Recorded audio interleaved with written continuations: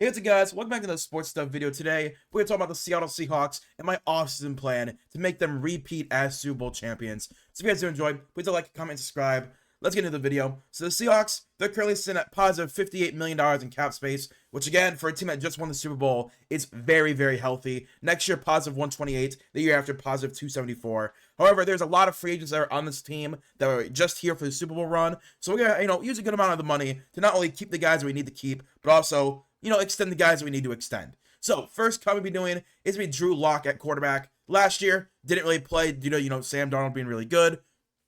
Jalen Milroe was drafted last year as a potential successor to Sam Darnold, but at worst is going to be your backup for the next 3 years. You don't need a backup in year 2 of Jalen Milroe. I could look to trade him. There's a lot of rumors that maybe what's his name on the Bears, Tyson Bagent, is in the rumor mill. Sam Howell with the Eagles, same thing. So I think Drew Lock is definitely going to be in that mix of maybe a team trades for him to be their number 2 backup due to Jalen Milroe being on the roster. He has a solid deep ball, but we're gonna be cutting Drew Lock to save $2 million in cap space. No restructures. Again, no one on this team has a crazy contract that we need to restructure. No bad contracts right now. So with no restructures, we are now at positive $60 million in cap space. Again, save $2 million from cutting Drew Lock. So, $2 million, $2 million. But we're going to be using that money immediately to get back Kenneth Walker. Kenneth Walker is a free agent this year. Last year, 1,027 yards, 5 touchdowns, 4.6 yards per carry, and 33 10-plus yard runs, which was 11th in the NFL.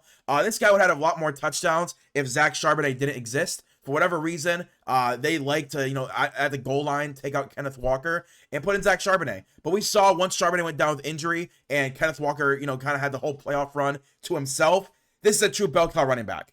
Great downhill speed and strength, and he's more of a bruiser with speed than he is a true speed demon. Like, he has good speed, right? Like, he's probably top 10 when it comes to fastest running backs, but definitely is more physical with his run style. So we're going to give him a 4-year, $46 million deal, 30.25 guaranteed, and 66% guaranteed. So it averages out to about $12 million a year to make sure that we have Kenneth Walker on this team, which is about the range that they're saying is going to be asking for, is at $11 to $13 million.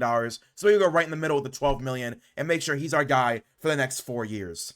The next guy we'll be bringing back is going to be Kobe Bryant at free safety. This year he had 48 tackles, 4 interceptions, which was 4th at the safety position, 14 run stops, and 2 pass breakups. He transitioned to free safety very smoothly. This is a former corner that Mike McDonald just felt like his ball skill was more important at free safety. So, he didn't really have the speed to be a one-on-one man corner.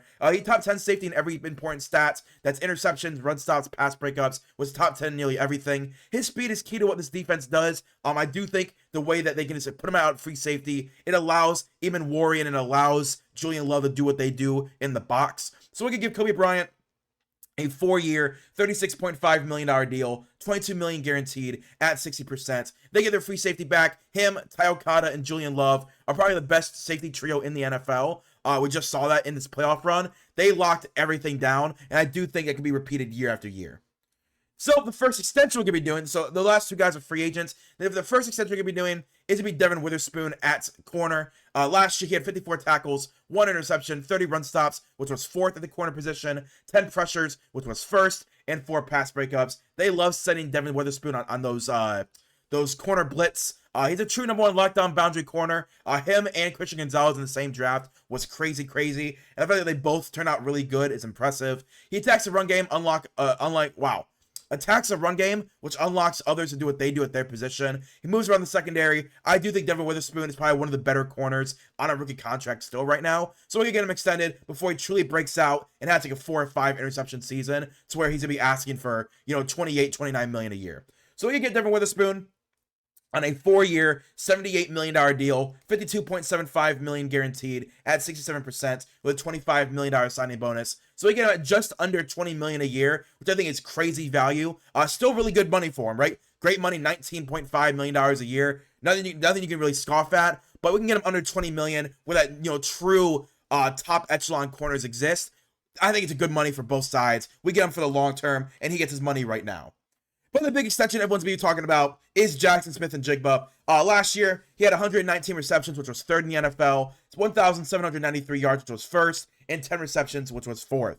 He was the top 5 wide receiver this year, probably more like top 2 This does everything you want on the football field. He's more than a slot receiver. He proved that this year. You know, when he had Tyler Lockett and DK Metcalf, you kind of resigned him just to be that slot guy. But this year, showed his route tree, showed his catch radius and his catchability. No matter who he's running up against, he is going to be the guy with a better matchup to get the ball. He runs every route and hauls in every pass. I want him extended for the long term. I want no question, if, ands, or buts. If, oh boy, are they going to be able to pay him? Yes, we are paying him. We're going to sign him to a massive deal, a 5-year, $130.5 million deal, $83 million guaranteed at 64% guaranteed. Massive, massive amount of money with $30 million signing bonus. Averages out to just above $26 million a year. So we gave him a little bit of a team-friendly deal, but more guaranteed money than any other wide receiver contract. This is the most guarantees that you would see in an NFL wide receiver contract, and we're going to give it to him. We're going to say, hey, you know, it may not average out to more than everyone else, but you get more guaranteed money, which is what NFL players care about. We lock up a wide receiver 1 to make sure he's here for the rest of his career. So, entering free agency, we're at positive $53 million. Next year, positive 94.5. So, still great, healthy numbers to ensure that we have a roster to try and compete next year. First, I'm going to be signing is Mahmoud Diabate. Last year, he had 30 tackles, 1 forced fumble, 17 run stops, and 3 pressures. He's a great third linebacker. In this team, linebacker is definitely the role that I want to improve. He's a good run defender, good special teamer as well. So this basically gives you an option to have 4 starting inside linebackers this year, and I do think he's going to be able to exceed the expectations and be that type of dude for this team, right? You have Drake Thomas, who just extended. You have Ernest Jones. You have Tyrese Knight, who just drafted recently that you really like. Now you have Mahmoud Diabate, who showed in Cleveland when he even was asked to play. He's a true baller from an undrafted free agent. So I give him a 2-year, $7 million deal, $4.5 million guaranteed at 60%. Next signing to be Rock Ya-Sin. This year had 36 tackles, 10 run stops, 3 pressures, 5 pass pickups with no interceptions. He has a lot of starting experience, right, from the Colts to Detroit. He's just everywhere where where you feel like there's a little bit of a thin cornerback room. Rock Ya-Sin's going to be there. Lots of starting experience. He can step in, place an injury, and perform. A solid boundary guy. Definitely not someone to be making $8, $9, $10 million a year, but he's going to be bouncing around the league for his entire career on these 1-year small-time deals, and is performing. We need more depth at the corner position. We're going to be letting a lot of guys walk to get bigger deals elsewhere. So Rock Ya-Sin is going to be able to get some playing time. We'll give him a 1-year, $2.5 million deal. The next sign I'm doing is Noah Brown at wide receiver. Last year, he had 5 receptions, 83 yards, and no touchdowns. He's a rotational deep threat wide receiver. With Rashid Shaheed more than likely gone, this kind of replacing what Rashid does in Noah Brown. He doesn't need 7 targets a game to stay hot. Give him 2 or 3 deep targets a game, and this guy's going to be able to perform for you. He's an okay run blocker. He's 6'1", 215. Good frame for a wide receiver. It's going to be a shot in the dark on, like, hey, you're not the returner Rashid Shaheed was, but you could be that deep threat that we do desperately need. You and Torrey Horton kind of, splitting reps. So we give him a 1-year, $3 million deal to allow us to have a veteran who does that role. So some other signings, Jason Pinnock at safety/corner. I'm having played nickel corner for us. We saw Nick Eamon-Warry with Mike McDonald, that bigger body physical safety, moving into the nickel position, his rover role, as he likes to call it. That's what Jason Pinnock's going to do. He's going to be the backup to Nick Eamon-Warry. Darius Washington at safety. Mike McDonald was there when he was drafted. He was one of Mike McDonald's draft picks at safety. So we can have him play actual strong safety for us. Not as physical to play nickel, but definitely still likes to lay down a hit when needed. Devin Duvernay, again, another former Raven that Mike McDonald knows. He's going to come over and be our returner. 1 year, $2 million. And then Jay Tafule is going to be our backup nose tackle to Byron Murphy. Just a guy who's had a lot of starting experience, and I want to make sure we bolster up our nose tackle depth. So entering the draft, we're at positive $43.5 million this year, positive 90 next year. So that's a lot of money. I am not going to spend any more money in free agency. This team could easily run it back with the current roster. We are going to add to the roster as well. But if you want to go and sign, let's just say Trey Hendrickson, right? Let's just say you want to sign Trey Hendrickson to a 2-year, $50 million deal. You could do that. You could spend $25 million in this year's cap and still be very healthy, but I'm going to let it happen, and I'm going to let that roll over the next year. So next year, we're going to have more like positive $125 million in 2027 to actually go out and spend really, really big. When I feel this to be a better free agency pool, because this free agency pool is not the greatest. So entering the draft, here's what I decided to go with. In round 1, number 32, I'm going to grab Lee Hunter, D-tackle from Texas Tech. Lee Hunter, I think he's a future starter at D-tackle for us in that 3-4 defense. Jerron Reed, he's an aged vet in his mid to late 30s. I want to get someone that can actually prepare to take over that spot for the future. That's Lee Hunter. He's a great run defender, can take advantage of one-on-ones. He's 6'4", 330, great body. I do think he's the exact fit that Mike Macdonald needs at that 3-4 D tackle. In round 2, number 64, I'm going to grab Davison Igbinison from Ohio State. Davison, solid corner. You know, this is another depth piece where I do think cornerbacks going to be weak in 2026. They want to build through the draft rather than free agency signings. He's a solid boundary guy, but I don't know. I think he'll be a little versatile, lacking due to his size and his ball ability. Last year, he had 0 touchdowns, 2 interceptions caught. So definitely more of a ball hawking corner, but I just don't know if I see him as a true boundary guy. I will give him a chance because, again, this will be the year for him to prove if he can do that in the NFL. In round 3, number 96, I'm going to grab wide receiver Bryce Lance from NDSU. Big body outside receiver. He had back-to-back 1,000-yard seasons at NDSU. He averaged 21 yards per catch, which is insane deep ability.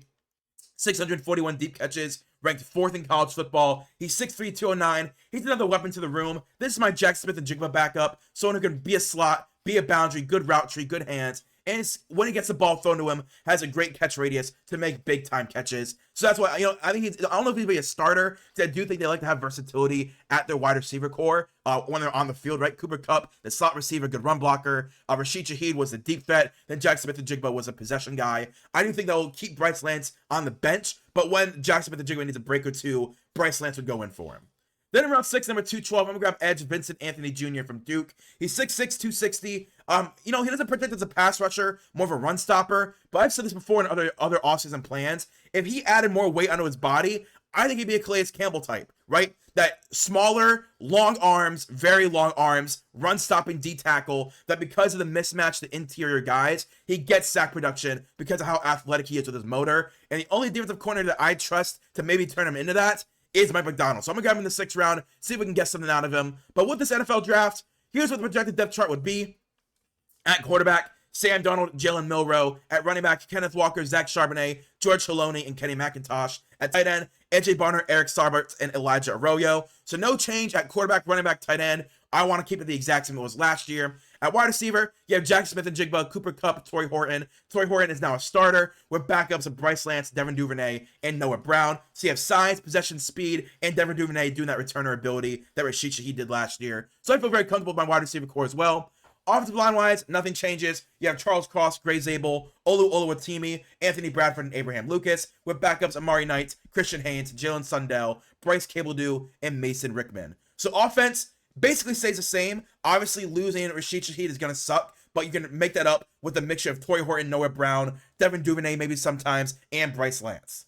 Then at D-tackle, you have Leonard Williams, Byron Murphy, and Jerron Reed. All 3 returners return, with Mike Morris, Jay Tufule, Lee Hunter, and Ryan Mills as the backups. I do like the depth more than I had last year. Jay Tufule and Lee Hunter are both improvements at the depth, so I do believe in this D-tackle room. No matter the injury or, snap count, I do trust them. Then at edge, DeMarcus Lawrence or Chetna Nwosu returns their starters, with Derek Hall, Connor O'Toole, Jared Ivey, and Vincent Anthony Jr. I like it. Why change it? The edge room does what they do. I like it. At linebacker, you have Drake Thomas, Ernest Jones, Tyrese Knight, Mohamed Diabite, and Patrick O'Connell. Like I said, with Mohamed Diabite, you now have 4 starting caliber linebackers. I love that. This team does a really good job with their linebacker coverage, blitzing when they need the blitz as well. So all 4 of them kind of play a different role. At corner, Devin Witherspoon, Nicky Manwari, and Rick Rock-Ya-Sin does win out over the young guys. I think Rock-Ya-Sin would win that battle. With Nehemiah Pritchett, who I loved coming out of last year, Jason Pinnock, and Davison Igbinison to be our backups. I like the cornerback room. Obviously, Rock-Ya-Sin, the aged veteran, with Nehemiah Pritchett, Davison Igbinison to be that backups, the young guys, and Jason Pinnock. I do like Jason Pinnock as a nickel in this defense. Then at safety, you return Julian Love, Kobe Bryant, and Ty Okada to this trio of the safety room, and you add our Darius Washington. I really like this team. Obviously, again, losing Rashid Shaheed, losing Tariq Woolen, losing Josh Jobe, that sucks. I'm saying good through that sucks. But I think you can make up their value with the options I gave on the board. You sell $40 million, so you could go and sign a big time 1 year like a Stephon Gilmore, 1 year $5 million. Give you a name value. But I think this rotation of athletic corner and aged corner can really work out. So if you guys did enjoy, please like, comment, and subscribe. How many wins does this team win? I think this is easily a 12-win team at minimum because I think the offense returning and you add better depth. The defense, you just repeat what they're doing. You add younger guys to the defensive line. I love it. So if you guys enjoy, please like, comment, subscribe, and I'll see you guys later. Peace and bye.